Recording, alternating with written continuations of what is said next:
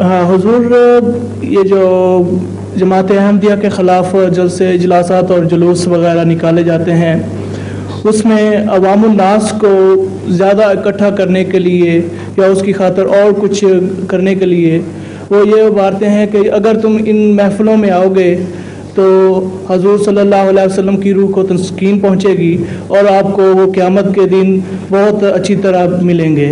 और नाउज़ बिल्लाह ये भी कहा जाता है अगर एक किसी अहमदी को शहीद करोगे तो उसका भी क़यामत के दिन हजूर आपको बहुत खुश होंगे आपसे। इसके बारे में आप प्लीज़ कोई रोशनी डालें। उनसे पूछें जो कहते हैं कि वो रोशनी डालें कि उनको किस तरह पता चला इस बात का।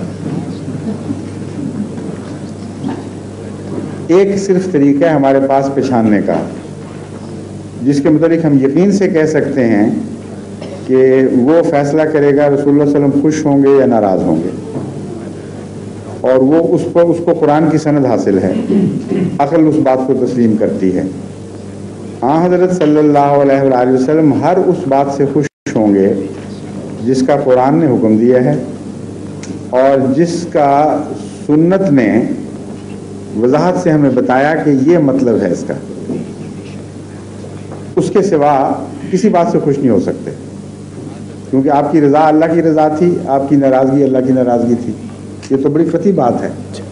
इसलिए जो शख्स ये दावा करता है कि फ़लाँ काम करो उससे खुश होगे, उसका फ़र्ज़ है कि साबित करे कि सुन्नत यही थी। हाँ, हज़रत सल्लल्लाहु अलैहि वसल्लम का यही तरीक़ था, इस वजह से खुश होंगे। ये तो मानने वाली बात है। आपको किसी से प्यार हो, आप उस जैसा बनने की कोशिश करें, उसकी अताअत करें, वैसी अदाएँ बनाएं तो वो खुश होगा। अगर उसके दुश्मनों वाली अदाएँ बना लें फिर कैसे खुश होगा?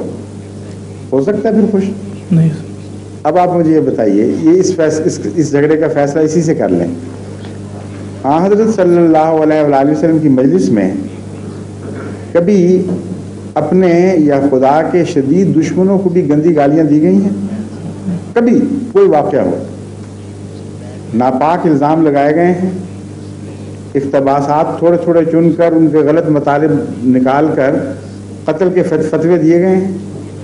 एक मजलिस को हुज़ूर अकरम सल्लल्लाहु अलैहि वसल्लम की निकाल के दिखाएं किसी हदीस से कि ये तज़किरे चल रहे थे कि अबू जहल खबीस का बच्चा, लानती, वो नापाक औलाद और ये और वो, और उसे कत्ल करो। जब तक वो खुद कत्ल करने नहीं आया उस वक्त तक उसके कत्ल की इजाज़त नहीं दी। आया कत्ल की नीयत से, और उस वक्त हज़रत सल्लल्लाहु अलैहि वसल्लम ने खुदा से इजाज़त पाकर अपने ग़ुलामों को इजाज़त दी, अब तो ये निकल आया है तुम्हें मारने के लिए और तुम्हारा पीछा करके आया है मदीने तक, अब इजाज़त है बेशक मारो। फिर खुदा की मर्ज़ी, उसके इरशाद, उसकी तकदीर के ताबे उसकी जान ली गई। लेकिन जिनको पकड़ा गया जिंदा उनको भी एहसान के साथ छोड़ दिया बाद में। उनके साथ भी हुस्न सलूक ऐसा फरमाया कि आदमी हैरान रह जाता है। एक मौके पर जब ये जंगे बदर के कैदी सतूनों से बंधे हुए थे तो हज़रत अब्बास भी उस वक्त तक अभी मुसलमान नहीं हुए थे, वो भी आपके चचा थे, उनको भी मस्जिद की सतूनों से और कोई जगह नहीं थी, याद खाना मस्जिद ही थी। अब ज़िम्नन ये भी पता चल जाता है कि मस्जिद में आने से, उन काफिरों और मुशरिकों के आने से मस्जिद नबी नापाक नहीं हुई, लेकिन इनकी मस्जिदें जो आजकल के मौलवी हैं वो अहमदियों के जाने से नापाक हो जाती हैं, बल्कि अहमदी कत्ल करने के लायक हो जाता है जो मस्जिद में घुस जाए। मोहम्मद मुस्तफ़ा सल्लल्लाहु अलैहि वसल्लम की मस्जिद सबसे बुलंद मस्जिद है, वहाँ मुशरिक बंधे हुए हैं और सतूनों के साथ वहाँ वही नमाज़ें हो रही हैं, वही इबादतें हो रही हैं, और ना उनकी इबादतें ख़राब हो रही हैं, ना उनका ज़िक्र इलाही गंदा हो रहा है।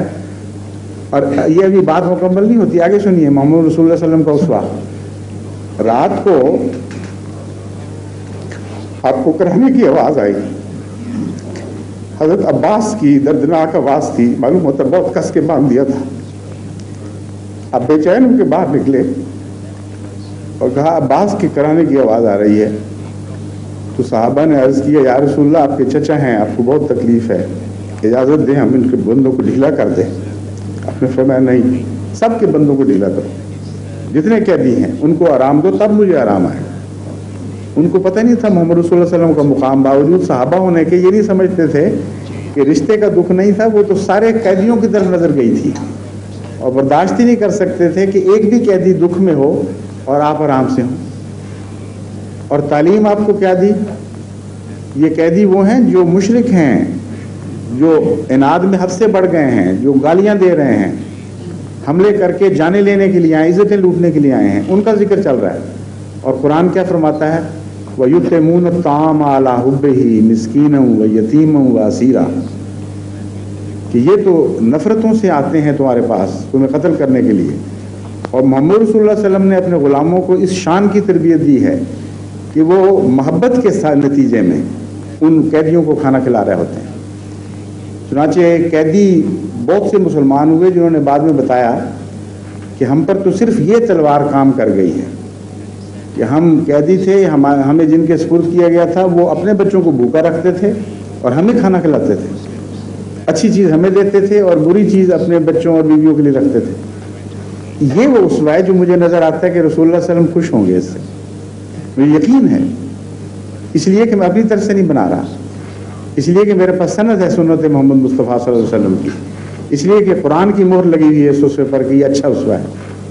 یہ کون سی اسوے کی طرف بلا رہے ہیں جس سے رسول اللہ صلی اللہ علیہ وسلم خوش ہوں گے؟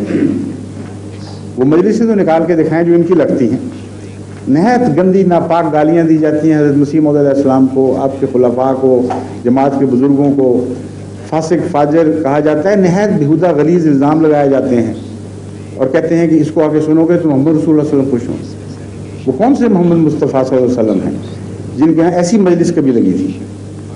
اگر لگی تھی تو دکھاؤ نکال کے، پھر میں مانوں گا کہ وہ خوش ہوں گے۔ پھر روکتے ہیں آپ کو یہاں آنے سے، کہتے ہیں ان سے نہ ملو، ان سے ملو گے تو تمہارا ایمان خطرے میں پڑ جائے گا، ان سے ملو گے تو تمہارے پاکیزگی کو نقصان پہنچ جائے گا۔ کہتے ہیں کہ نہیں؟ جاؤ گے تو محمد رسول اللہ صلی اللہ علیہ وسلم ناراض ہوں گے۔ محمد رسول اکرم صلی اللہ علیہ وسلم کا اپنا اسوہ کیا تھا؟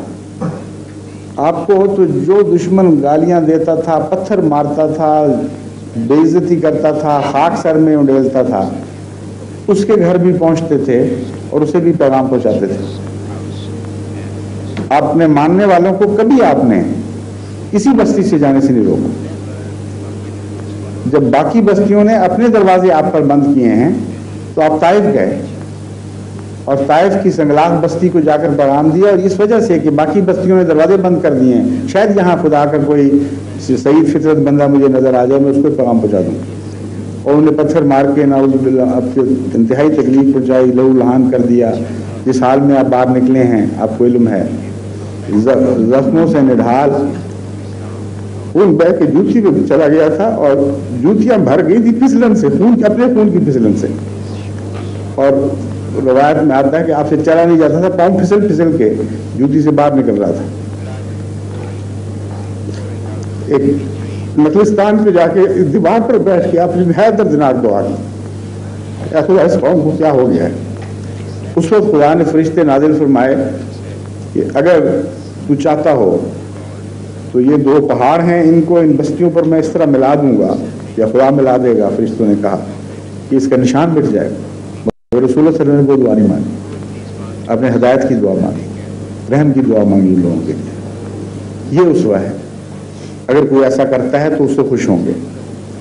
اگر یہ اسوہ ان علماء کا اسوہ ہوتا تو ان کو کہتے کہ احمدی اگر تمہیں پتھر بھی ماریں، تم پر ظلم بھی کریں، تب بھی جاؤ ان کے پاس، ان کو کہو کہ تم غلطی پر ہو، آؤ ہم صحیح راستے کی طرف تمہیں بلاتے ہیں۔ یہ مجھے یقین ہے اگر اس نیت سے وہ کرتے تو محمد مصطفیٰ صلی اللہ علیہ وسلم کی روح خوش ہو جاتی، کیونکہ اسوہ آپ کا ہے۔ یہ طائف کا اسوہ پکڑ لیں اور یہ کہیں کہ احمدی آئے تو ان پر پتھر مارو، اور محمد رسول اللہ صلی اللہ علیہ وسلم کو خوش کریے، ہو کس سے سکتا ہے؟ اندھیرے کے بچے سے سورج تو خوش نہیں ہو سکتا۔ محمد مصطفیٰ صلی اللہ علیہ وسلم تو سورج ہیں، سراج منیرہ قرآن فرما رہا ہے آپ کو۔ اس لیے اہل ظلمت کا اسوہ پکڑے، اسی کی تعلیم دیں، اور رسول کریم صلی اللہ علیہ وسلم کو خوش کر رہے ہوں۔ اتنی سی معمولی عقل کی بات بھی ان کو سمجھ نہیں آتی۔ جزاک اللہ حضور۔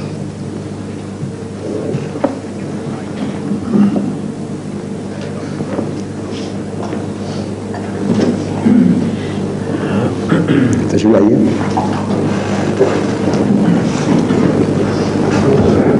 السلام علیکم جناب.